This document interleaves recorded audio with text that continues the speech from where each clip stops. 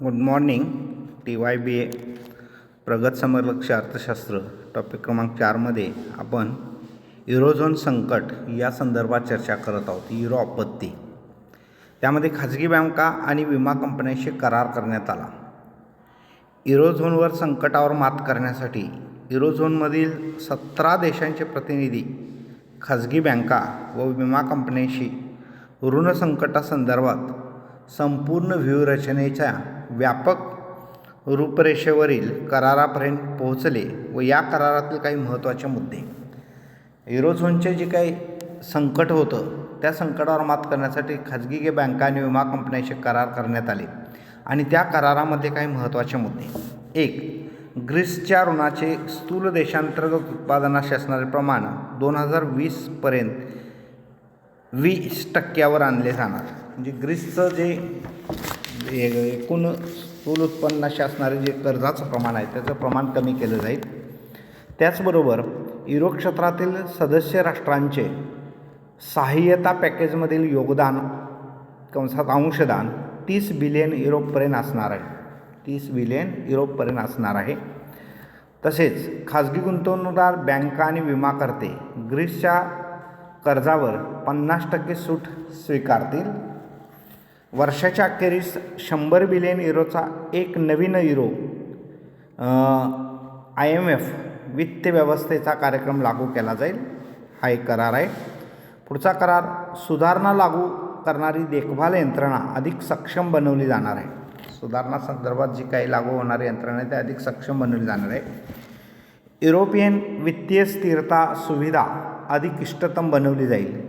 या माध्यमातून 1 trillion euro जवळपास प्राप्त होतील अशी अपेक्षा आहे. ESSF संसाधनात आणखीन वाढ घडवून आणण्यासाठी IMFचे सहकार्य घेतले जाईल. बँकिंग क्षेत्राचा विश्वास वाढवण्यासाठी मुदत ठेवीपर्यंतचा विस्तार साध्य करणे शक्य होणार आहे. अशा पद्धतीनं खाजगी बँका आणि विमा कंपन्यांच्या संदर्भात युरोझोनवर मात करण्यासाठी, युरो आपत्ती मात करण्यासाठी हे सर्व करार युरोच्या काळामध्ये त्या काळामध्ये बनवण्यात आले. त्यानंतर जून 2012पर्यंत बँकांची भांडवली स्थिती केंद्रीय टायरच्या 9% वाढवण्यात आली. बँकांच्या अतिरिक्त क्रिया रोखण्यासाठी राष्ट्रीय स्तरावर देखरेख व्यवस्था, पुनर्भांडवलीकरण योजनेच्या स्वीकारासहित उपायांची अंमलबजावणी या ठिकाणी केली जाणार आहे. अशा पद्धतीने बँकिंग क्षेत्राचा विश्वास वाढवण्याचा प्रयत्न या ठिकाणी केला जाणार आहे. तसेच ग्रीस, स्पेन, इटली, पोर्तुगाल या देशांच्या द्वारे राजकोषीय शिस्तीचे पालन करणे, म्हणजे त्या देशांची जे काही राजकोषीय धोरण आहे त्या धोरणाचं शिस्त रीतीने पालन करणे आणि वृद्धी व रोजगारासाठी संरचनात्मक सुधारणांना गती देण्यासंदर्भात वचनबद्धता या ठिकाणी निश्चित करण्यात आली आहे. तसंच आर्थिक आणि राजकीय समन्वय आणि निरीक्षण तपासणी अधिक सक्षम बनवण्यासाठी विशिष्ट उपायांचा संच या ठिकाणी स्वीकारला जाणार आहे. युरो क्षेत्रातील प्रशासनात सुधारणा घडवून आणण्यासाठी उपायांचा एक संच त्या ठिकाणी लागू केला जाणार आहे. अशा पद्धतीनं ग्रीसची मार्च 2012मध्ये ऋणाची परतफेड करण्यासंदर्भातील असमर्थता लक्षात घेऊन युरोझोनच्या वित्तमंत्र्यांनी फेब्रुवारी 2012मध्ये ग्रीससाठी 130 बिलियन युरो बचाव, म्हणजे $107 बिलियन, $107 मिलियन या योजनेची या ठिकाणी मान्यता दिली. म्हणजेच ग्रीसला यातून जे संकट निर्माण झालेलं आहे ग्रीसचं, त्या ग्रीसला या संकटातून बाहेर काढण्यासाठी अशा पद्धतीची मदत देण्याचा प्रयत्न त्या काळामध्ये करण्यात आला आहे.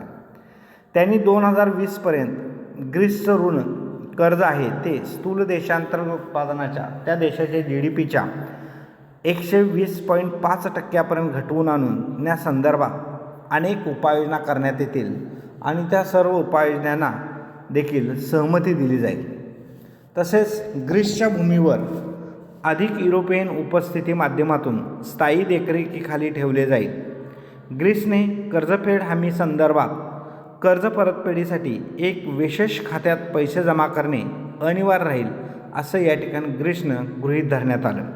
तसेच युरोपियन मध्यवर्ती बँकेने ECB बॉन्डच्या खरेदी माध्यमातून आपला नफा विस्तारित करेल व खाजगी बॉन्डधारक आणखीन अधिक नुकसान सहन करतील. ग्रीसच्या IMFकडून स्वायत्ता मिळवण्यासाठी ग्रीस या ठिकाणी प्राप्त असेल अशा पद्धतीचा विचार ग्रीसनं त्या ठिकाणी ग्रीसची स्थिती सुधारण्यासंदर्भात मांडलेले आहेत.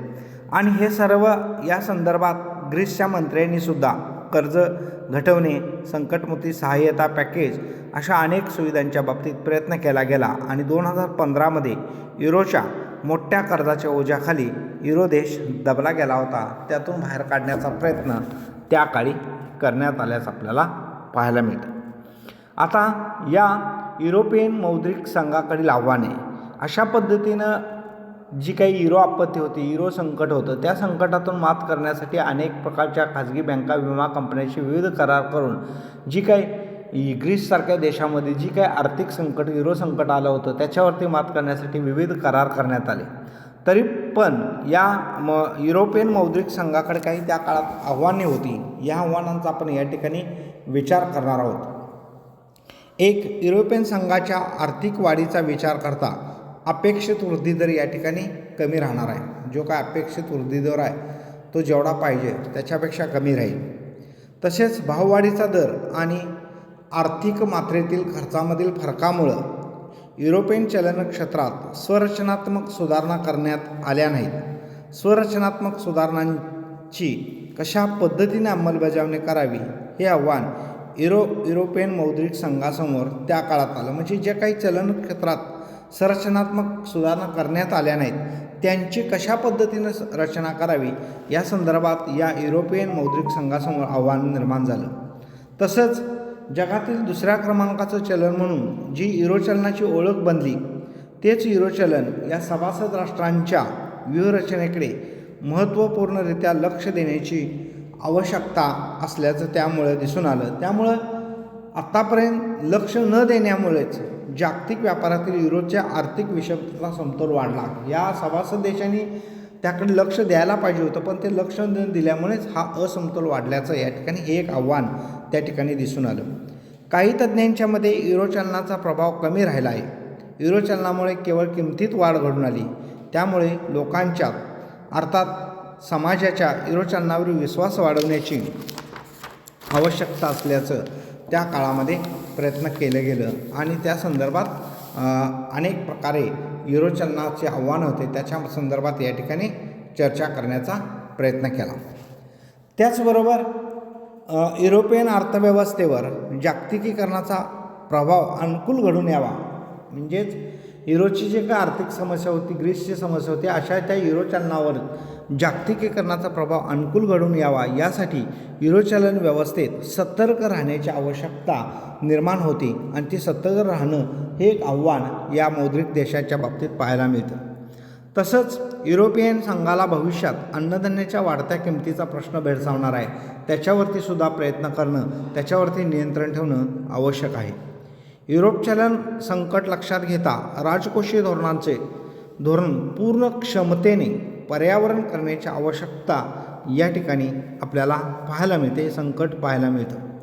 तसंच आर्थिक प्रशासन अधिक कार्यक्षमरित्या राबवण्याची आवश्यकताही त्यावेळेला आपल्याला दिसून आलेली आहे. युरोपियन युनियन पूर्ण बँकिंग संघ कसा निर्माण होईल हे पाहणं आज काळाची गरज असल्याचं आपल्याला पाहायला मिळतं. तसेच स्थूल आर्थिक समतोलाकडे अधिक लक्ष देण्याची गरज आहे. युरोपियन युनियन क्षेत्रातील लोक झपाट्याने वयोवृद्ध होत आहेत. यामुळे आर्थिक वाढीला आळा बसणार असल्याचं आपल्याला पाहायला मिळतं. अशा पद्धतीनं अनेक प्रयत्न या युरोपियन युनियनच्या संबंधात जी काय आर्थिक अरिष्ट युरो संकट निर्माण झालेलं आहे त्या संदर्भात जे काही करार केले त्या कराराबरोबरच ह्या युरोपियन संघामुळं ही सगळी आव्हानं त्या समोर आहेत आणि या आव्हानाकडं सतर्कतेने लक्ष देणं, कार्यक्षमतेने त्याच्यावरती अंमलबजावणी करणं आवश्यक आहे. तरच खऱ्या अर्थाने या युरो आपत्तीवर मात करता येईल. अर्थशास्त्रज्ञांचा एक मोठा वर्ग आहे आणि एक गट आहे. या गटानं युरो आपत्तीवर मात करण्यासाठी सर्वसाधारणपणे 1.5 ते 4 ट्रिलियन युरो मदतीची आवश्यकता त्यांनी केली आणि एवढी गरज त्यांना देणं असं काही तज्ज्ञ अर्थशास्त्रज्ञांनी मत व्यक्त केलं. तसेच वर्तमान सहायता योजना ही युरोझोन समोरील आपत्ती प्रभावीरित्या दूर करण्यासाठी ती पुरेशी नाही. जर हे अरिष्ट असंच सुरू राहिलं तर याचा प्रतिकूल प्रभाव हा सर्वसाधारणपणे USA, ब्रिटन, कॅनडा, जपान, चीन आणि भारतावर देखील निश्चितच याचा प्रतिकूल परिणाम पडेल अशा पद्धतीचा विचार या वेळेला मांडलेला आहे. यापूर्वीच या अर्थव्यवस्थेच्या वृद्धीचा वेग काहीसा मंदावला. तज्ज्ञांच्या मते युरोझोन ऋण संकटाची अत्यंत वाईट स्थिती अजून येणे बाकी आहे. म्हणजेच तज्ज्ञांचं असं मत आहे की याच्यापेक्षा सुद्धा युरोझोनचं संकट अजून गडद होण्याची शक्यता आहे. याच्यापेक्षा सुद्धा ते संकट वाढेल आणि त्यामुळं या संकटाचा अनेक देशांच्यावरती प्रभाव पडेल. तसेच त्याचबरोबर सद्यस्थितीमधले सायप्रस, इटली, स्पेनसारख्या ज्या बिघडलेल्या अर्थव्यवस्थांचं जी ऋण कर्जाची स्थिती आहे त्याही समस्येचे प्रतिकूल परिणाम, तसंच या युरोझोनमधनं ग्रीस बाहेर जाणं किंवा ग्रीसनं दिलेली धमकी यामुळे सुद्धा अर्थव्यवस्थेवरती स्थिर स्थिती, उत्पादन, रोजगारामध्ये स्थिती अशा आणखीन काही टिकून राहणं, आणखीन काही समस्या त्या काळात आपल्याला पाहायला मिळतात. परंतु जुलै 2015 मध्ये युरोपियन युनियनद्वारे याचा स्वीकार करण्यात आल्यानंतर त्या स्वीकारानंतर ग्रीसला काही पुढच्या 3 वर्षामध्ये जवळपास 46 बिलियन युरोचे म्हणजे $94 बिलियन अतिरिक्त सहाय्याचं पॅकेज देऊन हे संकट कशा पद्धतीने नियंत्रणात आणलं जाऊ शकतं या संदर्भात अपेक्षा वाढीस लागली आणि या संदर्भात ग्रीस सरकारने लोकांच्यावर बचतीच्या बाबतीत अधिक कठोर नियंत्रणं लागू करण्याची सुद्धा तयारी दर्शवली. अशा पद्धतीनं या युरो संकटाचं जे काय आपत्तीचं आहे ते ग्रीस, स्पेन, इटली, स्पायसेस त्याचबरोबर काही युरोपियन देश, भारत, जपान, चीन याच्यावरती सुद्धा त्याचे काही प्रतिकूल परिणाम होऊ शकतात. त्यामुळे अनेक अर्थतज्ज्ञांनी या संदर्भात अनेक विचार सुचवलेत, मदतीची अपेक्षा केली, काही बँका, विमा कंपन्यांशी करार केले. हे करार कार्यक्षम करत असताना त्या युरोपियन संघासमोर असणारी काही आव्हानं याही संदर्भात या ठिकाणी चर्चा केलेली आहे आणि या ठिकाणी हा युरो संकट आपत्ती ही संकल्पना या ठिकाणी संपलेली आहे. धन्यवाद.